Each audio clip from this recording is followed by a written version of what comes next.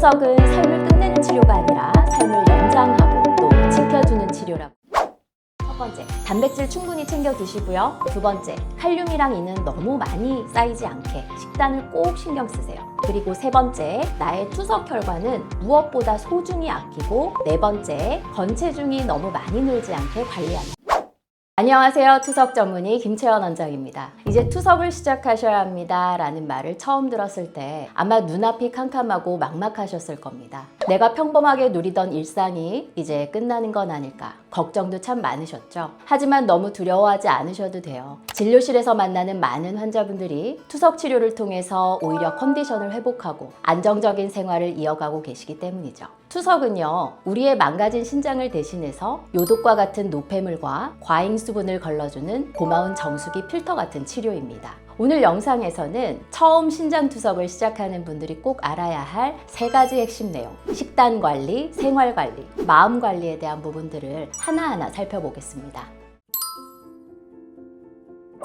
가장 먼저 식단 관리에 대해 말씀드릴 텐데요. 투석 시작 전 단계에 있는 만성공파병 환자분들은 고기 같은 단백질 식품을 한꺼번에 너무 많이 드실 경우에 요독이 확 쌓이게 됩니다. 그런데 문제는 신장 기능이 나쁘니까 소변으로 요독 배출이 잘 안 되겠죠. 그래서 투석 치료 전 단계의 콩팥병 환자분들은 요독 때문에 단백질을 너무 많이 드시지 말라고 말씀드리는 거고요. 그런데 투석을 시작하게 되면요, 얘기가 좀 달라집니다. 일단 투석 치료를 시작하면 요독 배출이 잘 되죠. 근데 문제는 투석을 할 때마다 하필 우리 몸에 꼭 필요한 단백질이 같이 딸려서 빠져나가거든요. 그럼 얼마나 빠져나가냐? 혈액투석은 한 번 투석 치료받을 때마다 10에서 12g, 주로 아미노산 형태로 빠지고요. 복막투석은 우리가 배로 하는 투석인데요. 하루에 7에서 15g 정도의 손실이 일어납니다. 그렇기 때문에 신장투석 환자분들은 단백질을 충분히 챙겨 드셔야 됩니다. 계란 흰자나 기름기가 적은 살코기, 생선, 두부 같은 음식들을 매 끼니마다 꼭꼭 잘 챙겨 드셔야지만 근육을 지키고 투석을 견딜 체력이 생기는 거죠.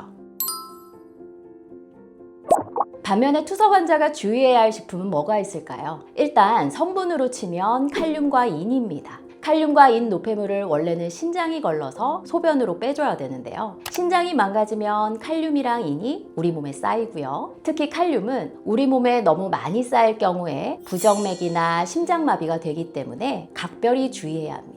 칼륨이 많은 음식은 대부분 생과일, 생야채이고요. 보양식 중에서는 장어, 그리고 전복에도 칼륨이 많은 편이죠. 특히 초록빛깔이 아주 짙은 야채들일수록 칼륨 수치가 높은 경우가 많거든요. 그래서 채소는 먹기 전에 물에 담갔다가 데쳐내고 또 그 데친 물은 버린 다음에 흐르는 물에 헹궈서 드시는 게 좋습니다. 인이라고 하는 성분은요, 대부분의 음식에 들어있어요. 초등학교 때 비료의 3요소 같은 것을 배울 때 보면 질소, 칼륨, 인 이렇게 배우잖아요. 그런데 인은 우리 몸에 너무 많이 쌓이면 혈관을 딱딱하게 만들고 골다공증이나 부갑상선 항진증 같은 그런 문제들을 악화시키는데요. 무엇보다도 인이 계속 높은 채로 지내실 때 문제가 되는 건 바로 극심한 가려움증입니다. 밤에 피나도록 긁는다 라는 말을 들어본 적 있으시죠? 특히 인 수치가 높아지면 칼슘이랑 인이 결합해서 피부 아래 아주 미세한 신경세포를 직접적으로 자극하기 때문에 만성염증을 유발합니다. 따라서 정기적인 혈액 검사를 통해 수치를 확인하고 또 인 결합제 복용과 식단 관리를 통해서 전해질 균형을 맞추는 것이 가려움증 치료의 첫 단추인 거죠. 가공식품에 들어있는 식품 첨가물 E는요, 우리 몸에 들어오는 족족 거의 100% 흡수되기 때문에 햄, 소세지, 라면 같은 가공식품은 정말 주의하셔야 합니다. 가려움증 때문에 밤잠을 설치면 삶의 질이 뚝 떨어지거든요. 입은 즐겁지만 내 몸이 괴로워지는 음식보다는 첨가물이 조금 덜 들어간 원재료 위주의 건강한 식단으로 가려움증 없는 편안한 일상을 지키셨으면 좋겠습니다.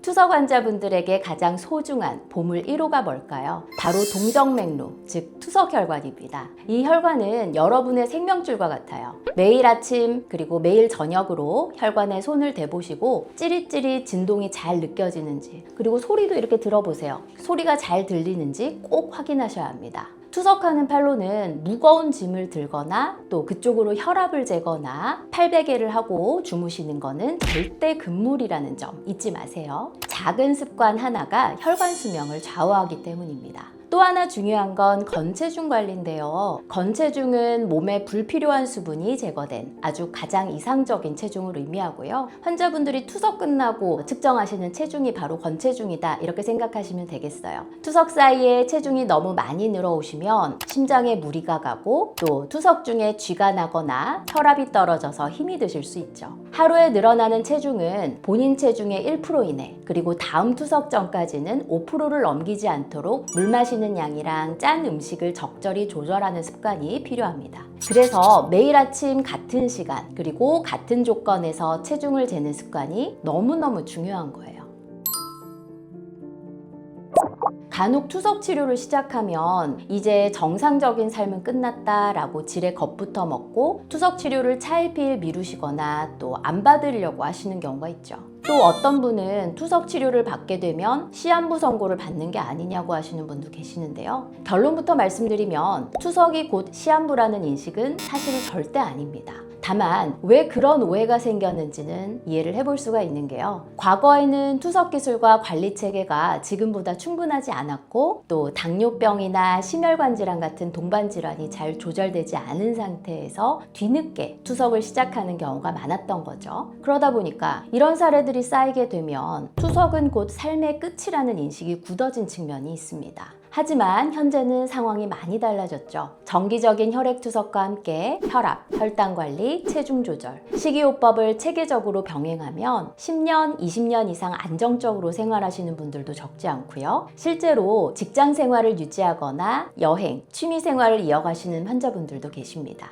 여기서 포인트는 투석 자체가 아니라 투석의 질과 관리 수준인 거죠. 투석을 너무 늦게 시작해서 이미 몸 전체에 부담이 누적된 경우에는 예후가 좋지 않을 수도 있지만 적절한 시기에 투석을 시작하고 또 꾸준히 관리한다면 투석은 삶을 끝내는 치료가 아니라 삶을 연장하고 또 지켜주는 치료라고 말씀드릴 수 있겠습니다. 신장 투석, 처음에는 누구나 두렵고 막막합니다. 하지만 투석은 삶을 멈추는 치료가 아니라 건강한 삶을 이어가기 위한 슬기로운 대안입니다. 오늘 제가 말씀드린 4가지가 뭐였죠? 첫 번째, 단백질 충분히 챙겨 드시고요. 두 번째, 칼륨이랑 이는 너무 많이 쌓이지 않게 식단을 꼭 신경 쓰세요. 그리고 세 번째, 나의 투석 혈관은 무엇보다 소중히 아끼고 네 번째, 건체중이 너무 많이 늘지 않게 관리한다. 식단, 생활, 마음관리 이 3가지만 잘 실천하신다면 투석 전보다 훨씬 더 가뿐하고 건강한 일상을 충분히 누리실 수 있습니다.